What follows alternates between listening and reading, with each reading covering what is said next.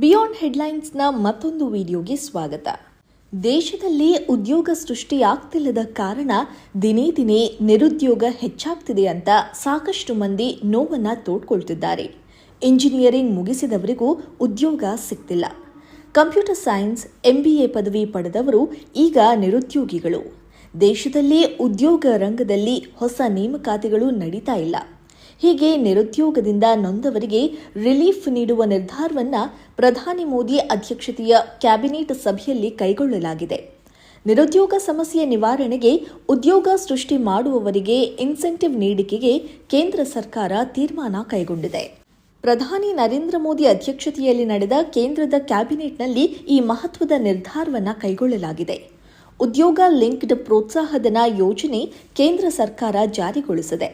Employment linked incentive ಯೋಜನೆಗೆ 1 ಲಕ್ಷ ಕೋಟಿ ರೂಪಾಯಿ ಹಂಚಿಕೆಗೆ ಕೇಂದ್ರದ ಕ್ಯಾಬಿನೆಟ್ ಒಪ್ಪಿಗೆ ನೀಡಿದೆ ಅಂತ ಹೇಳಲಾಗ್ತಿದೆ.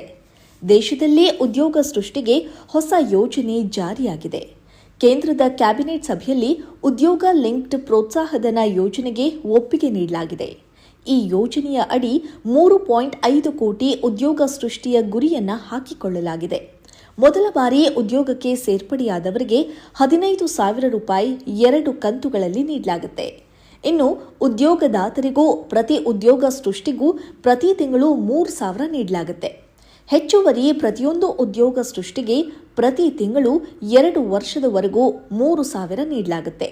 ಇನ್ನು ಮ್ಯಾನುಫ್ಯಾಕ್ಚರಿಂಗ್ ವಲಯಕ್ಕೆ 3-4ನೇ ವರ್ಷಕ್ಕೂ ಇನ್ಸೆಂಟಿವ್ ನೀಡಲಾಗುತ್ತೆ.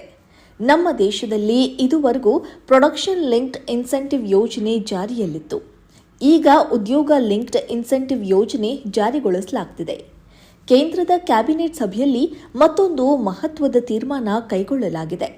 Research development and innovation scheme ಜಾರಿಗೆ ಕೇಂದ್ರದ ಕ್ಯಾಬಿನೆಟ್ ಇವತ್ತು ಒಪ್ಪಿಗೆ ನೀಡಿದೆ. ಈ ಸ್ಕೀಮ್ ಜಾರಿಗೆ 1 ಲಕ್ಷ ಕೋಟಿ ರೂಪಾಯಿ ಕಾರ್ಪಸ್ ನಿಧಿ ನೀಡಲಾಗುತ್ತಿದೆ. ಹೊಸದಾಗಿ ಬೆಳೀತಾ ಇರೋ ವಲಯಗಳಲ್ಲಿ ಖಾಸಗಿ ಸಂಸ್ಥೆಗಳ ಸಂಶೋಧನೆಗೆ ಉತ್ತೇಜನ ನೀಡಲಾಗುತ್ತಿದೆ. ಅಭಿವೃದ್ಧಿ, ನಾವೀನ್ಯತೆಯ ಚಟುವಟಿಕೆ ಹೆಚ್ಚಿಸಲು ಉತ್ತೇಜನ ನೀಡಲಾಗುತ್ತೆ.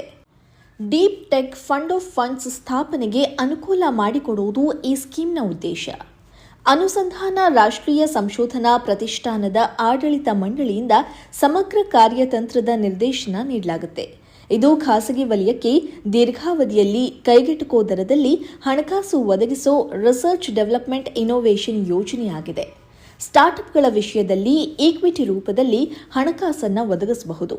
ಕೇಂದ್ರದ ಕ್ಯಾಬಿನೆಟ್ ಸಭೆಯಲ್ಲಿ ಈ ಬಗ್ಗೆ ಮಹತ್ವದ ತೀರ್ಮಾನ ಕೈಗೊಳ್ಳಲಾಗಿದೆ.